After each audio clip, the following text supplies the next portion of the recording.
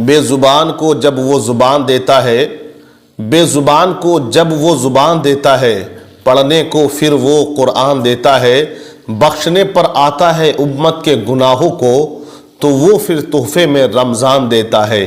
اللہ نے قرآن پاک میں ارشاد فرمایا، یا ایھا الذین آمنوا کتب علیکم الصیام کما کتب علی الذین من قبلکم لعلکم تتقون، اے ایمان والو تم پر روزے فرض کیے گئے جیسا کہ تم سے پہلے والوں پر فرض تھے، لعلکم تتقون تاکہ تم پرہیزگار بن جاؤ، متقی بن جاؤ، نیکوکار بن جاؤ۔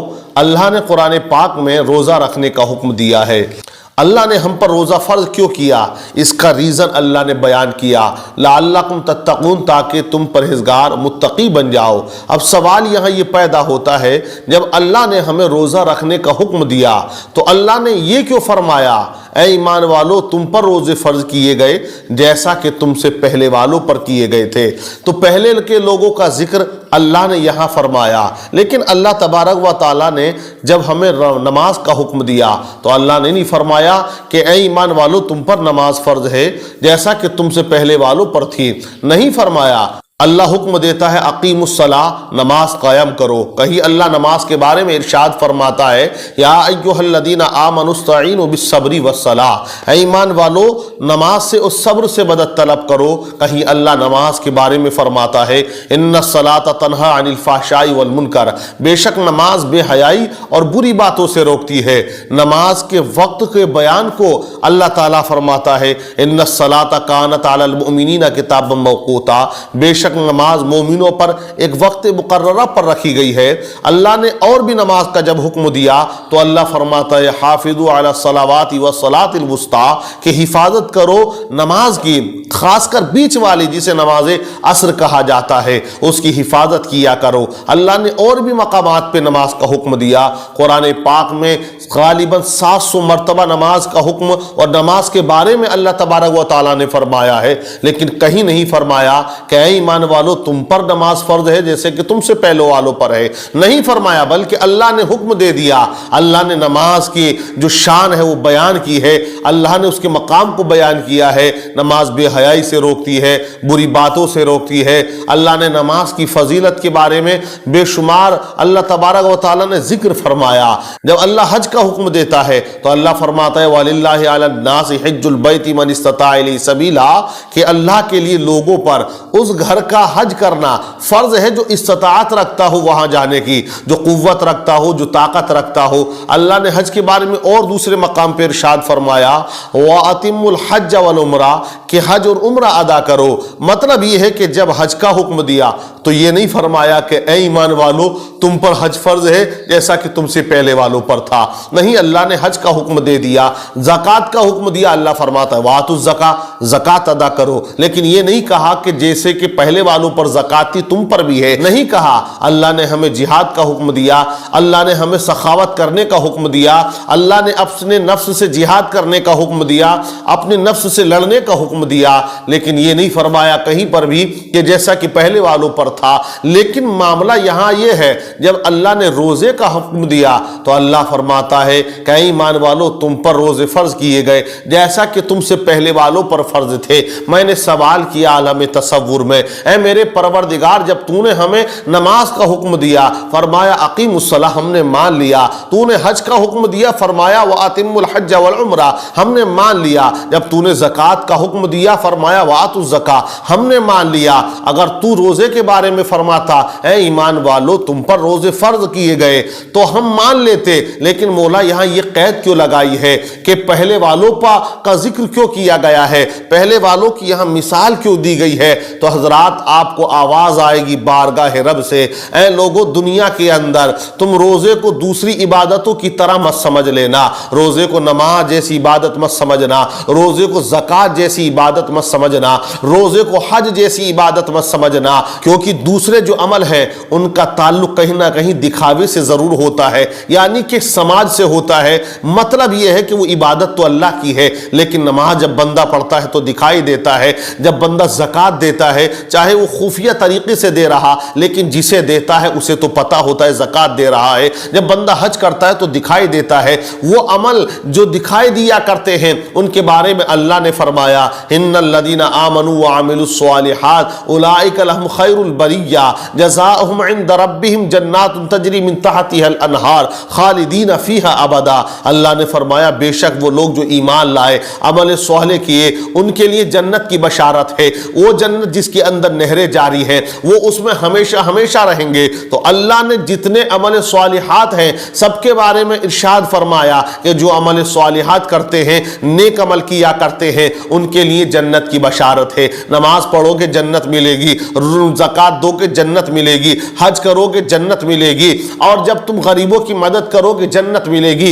हजरात, जब तुम यतीमों के साथ अच्छा सुलूक करोगे, उनकी मदद करोगे जन्नत मिलेगी, पड़ोसियों के साथ अच्छा सुलूक करोगे जन्नत मिलेगी। तो तमाम अमल जो है हजरात, उनके करने पर अल्लाह जन्नत की बशारत अता फरमाता है। लेकिन रोजे की जब बात आती है तो अब रोजा वो इबादत है कि जिसका ताल्लुक सिर्फ परवरदिगार से है, कि बंदा जानता है या रब जानता है कि रोजा है क्या नहीं है, इंसान को पता नहीं होता है। ये एक छुपी हुई इबादत है, ये एक बातनी इबादत है। इसलिए अल्लाह ने तमाम जितने अमल हैं उनके बदले में जन्नत की बशारत अता फरमाई। लेकिन रोजा वो इबादत है जिसके बारे में रब फरमाता है अस्सौमु ली व अना अजज़ी बिही, कि रोजादार जब रोजा रखकर रोजे को सवाब को पाता है तो मैं खुद उसका हो जाया करता हूं। मतलब यह है रब उसको मिल जाता है, तमाम अमल से जन्नत मिला करती है।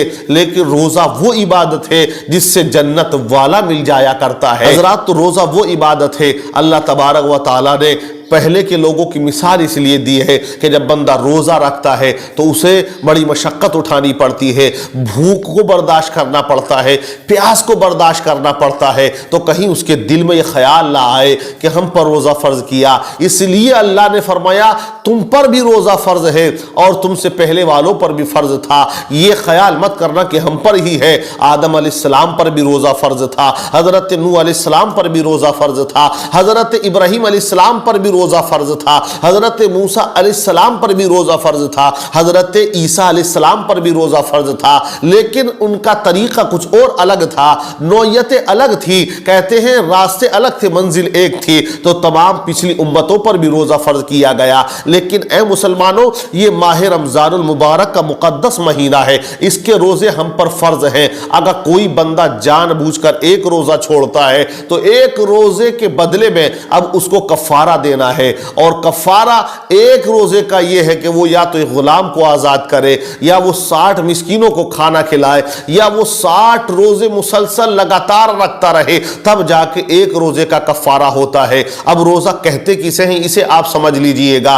खाली भूखा और प्यासा रहने का नाम रोज़ा नहीं है कि साहब रोज़ा हमने रख लिया, अब हम खाना नहीं खाते, अब हम पानी नहीं पी रहे, लेकिन हम चुगली खा रहे हैं, लोगों की गीबतें खा रहे हैं, लोगों की बुराइयां कर रहे हैं। तो रोजे का मामला क्या है, असल रोजा क्या हुआ करता है, इसे आप समझ लीजिएगा। लोग बड़े गलत फहमी के शिकार में हैं कि साहब आपने जो है दिन में खाना पीना छोड़ दिया, सुबह सादिक से लेकर गुरूब आफताब तक, इसी का नाम रोजा है। लेकिन मैं बताऊं, आप जरा जहन करीब करें कि रोजे का असल मामला क्या है और रोजे का असल मकसद क्या हुआ करता है। रोजा हर चीज का होता है। जब आपने रोजा रख लिया तो आपकी जबान का भी रोजा है, आपके कानों का भी रोजा है, आपके हाथों का भी रोजा है, आपके कदमों का भी रोजा है, मतलब हर एक चीज का रोजा है। यूं तो आपने खाना पीना छोड़ दिया, लेकिन हमें देखने में आता है कि लोग रोजा रखने के बाद गीबत खा रहे हैं, चुगलियां खा रहे हैं, लोगों की बुराइयां खा रहे हैं।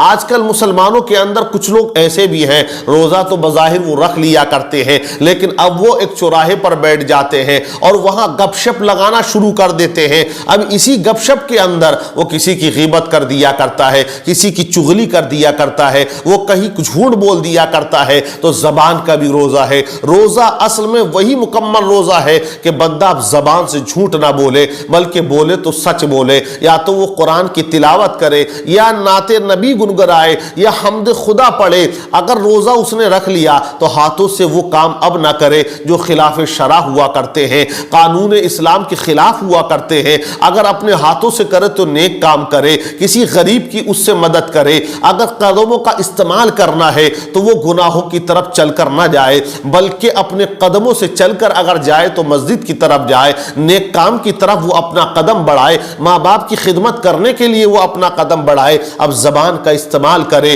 تو وہ جھوٹ نہ بولے، غیبت نہ کرے، وہ کسی کی چغلی نہ کرے، وہ کسی کی برائی نہ کرے، بلکہ زبان کا بھی ایک روزہ ہے۔ تو اس طرح سے جب تم روزہ رکھو گے تو روزے کا جو اصل مقصد ہے وہ تم کو حاصل ہو جائے گا، اور ایسے ہی روزہ رکھنے والے کو پروردگار کی رضا حاصل ہو جایا کرتی ہے۔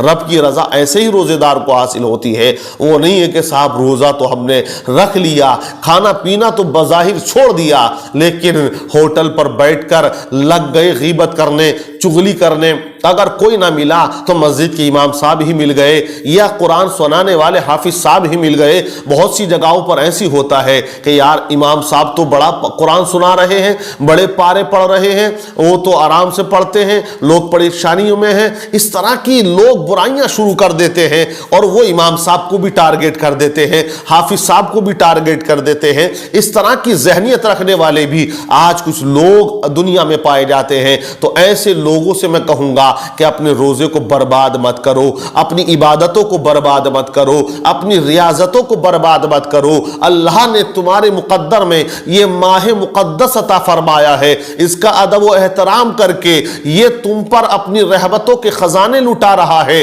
اب تمہارے اوپر ہے تمہیں کتنا لوٹنا ہے۔ اب بندے ایسے بھی پائے جاتے ہیں اس ماہ رمضان کے اندر کہ جو سر عام کھا رہا ہے، سر عام پی رہا ہے، سر عام چائے پہ کی چسکی لگا رہا ہے، سر عام وہ سگریٹ پی رہا ہے۔ دیکھنے میں مسلمانوں کے آتا ہے کہ گگن گٹ کے اور وہ پان کھا کے پچ پچ کرتا پھر رہا ہے۔ پتہ یہ چلا کہ وہ نہ تو اس کے دل میں رمضان کا ادب ہے، نہ رمضان المبارک کی محبت اس کے دل میں ہے۔ ایسے لوگوں کا انجام بہت خطرناک ہے جو ماہ رمضان المبارک کا ادب و احترام نہیں کیا کرتے، اور دیکھے جو ادب و احترام کیا کرتے ہیں اللہ انہیں کیا انعام عطا فرما دیتا ہے۔ بخارا کا ایک واقعہ بیان کیا جاتا ہے کہ حضرات محترم ایک شخص ہے جو بازار میں ہے اور وہ کافر ہے، ایمان والا نہیں ہے، وہ مومن و مسلمان نہیں ہے، ایک مجوسی ہے، آگ کا پجاری ہے وہ، لیکن اپنے بیٹے کو جب اس نے کھاتا ہوا دیکھا تو اس نے اپنے بیٹے سے کہا بیٹے یہ مسلمانوں کا بڑا مبارک مہینہ چل رہا، اس لیے اس کا ادب و احترام کرو